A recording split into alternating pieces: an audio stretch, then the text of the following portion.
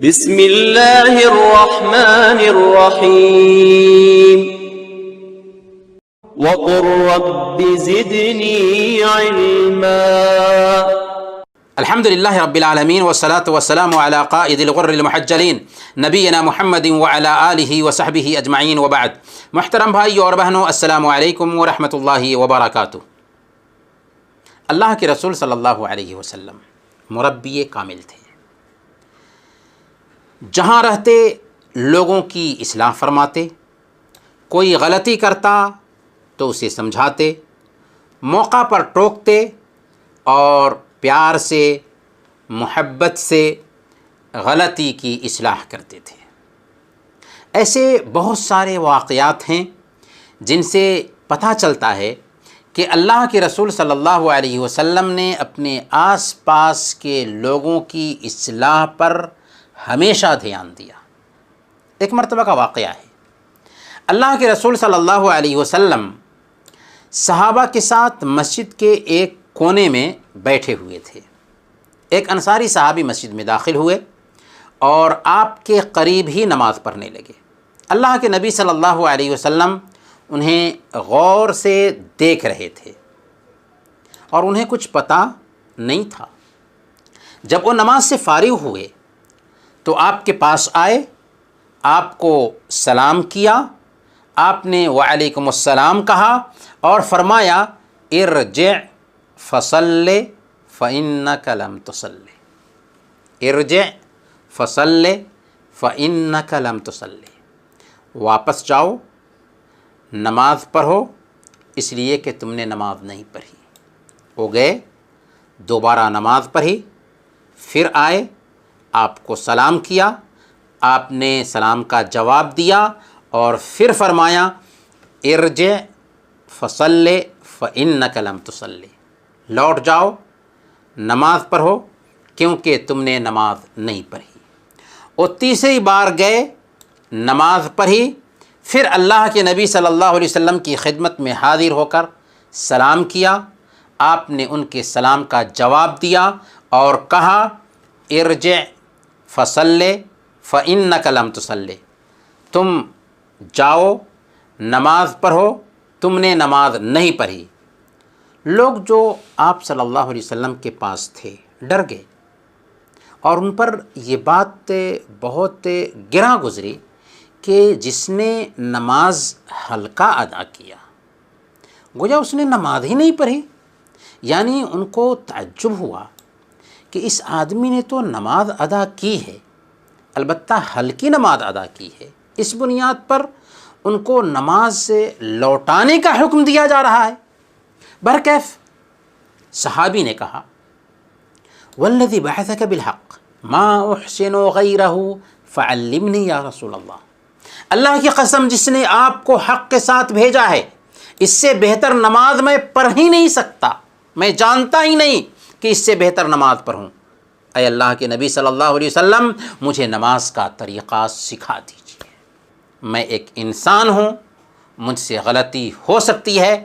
تب آپ نے فرمایا ہاں بالکل صحیح بات ہے، جب تم نماز کے لیے کھڑے ہو تو اسی طرح وضو کرو جیسے اللہ تعالیٰ نے وضو کا حکم دیا ہے۔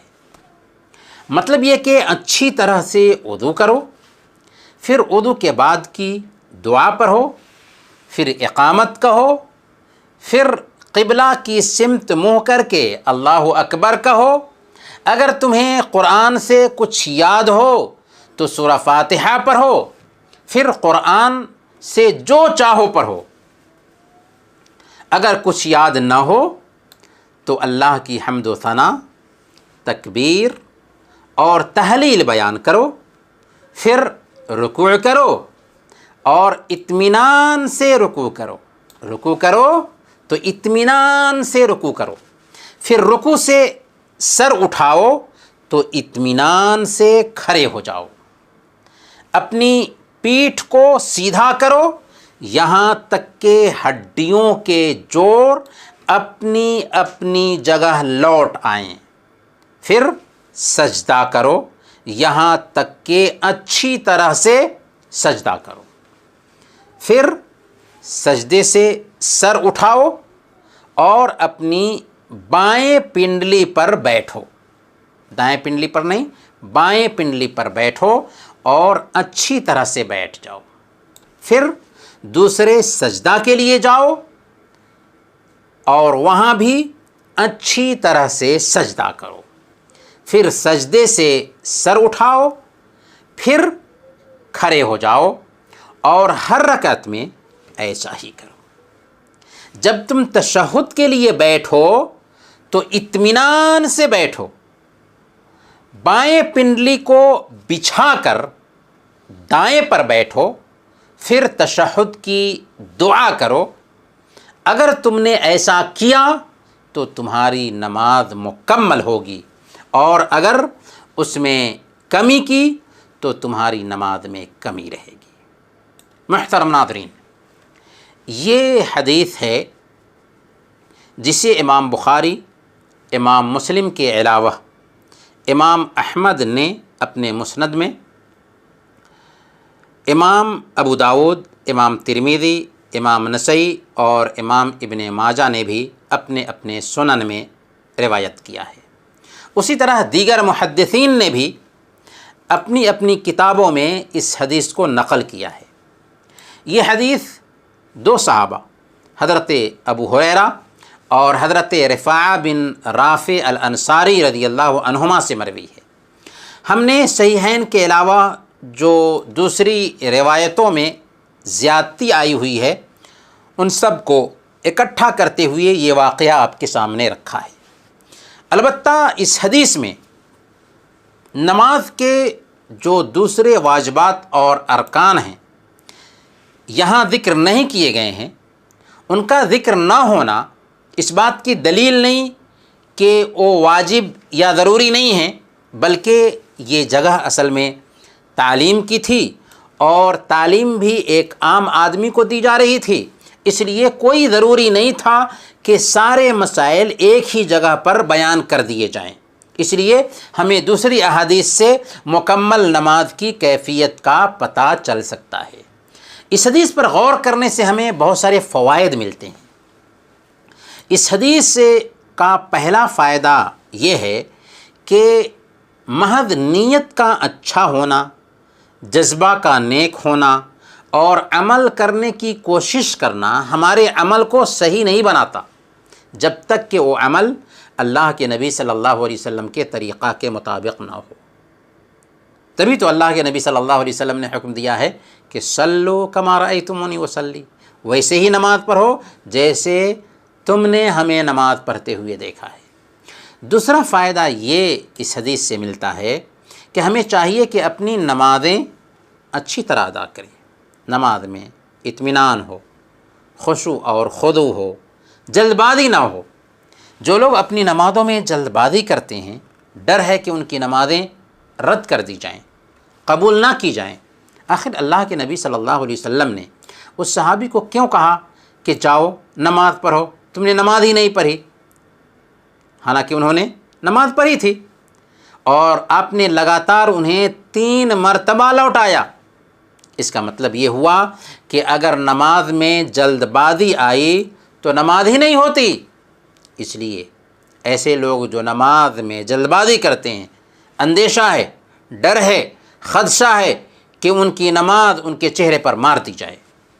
امام بخاری رحمۃ اللہ علیہ نے اپنی صحیح میں زید بن وہب رحمۃ اللہ علیہ سے روایت کیا ہے کہ حضرت حذیفہ رضی اللہ تعالی عنہ نے ایک آدمی کو دیکھا کہ وہ نماز میں رکوع اور سجدہ مکمل نہیں کر رہا ہے، تو آپ نے اسے دیکھ کر فرمایا ما صلیت ولو مت علی غیر الفطرہ التی فطر اللہ محمدا صلی اللہ علیہ وسلم علیہا، تم نے نماز ہی نہیں پڑھی اور اگر اسی حالت میں مر گئے تو اس فطرت پر تمہاری موت نہ ہوگی جس فطرت پر اللہ تعالیٰ نے محمد صلی اللہ علیہ وسلم کو پیدا کیا ہے۔ اللہ کے نبی صلی اللہ علیہ وسلم رکوع اور سجدے اطمینان سے کرتے تھے، اس طرح کہ ہر ہڈی اپنی جگہ پر آ جاتی تھی۔ آپ نے نماز میں جلد بازی کرنے سے منع کیا اور ایسا کرنے والے کو کوے کی ٹھونگ سے مشابہت دی۔ بلکہ آپ صلی اللہ علیہ وسلم نے فرمایا کہ یہ بدترین قسم کی چوری ہے۔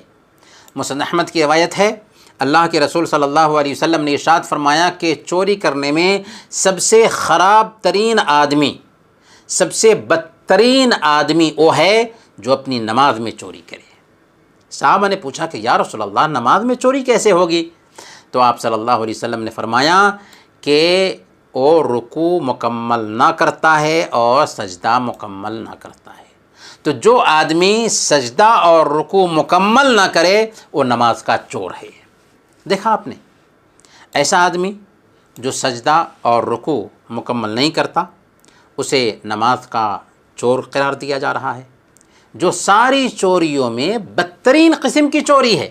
اس لیے ہمیں چاہیے کہ ہم اپنی نمازوں میں اطمینان لائیں، خشوع اور خضوع سے نمازوں کی ادائیگی کریں۔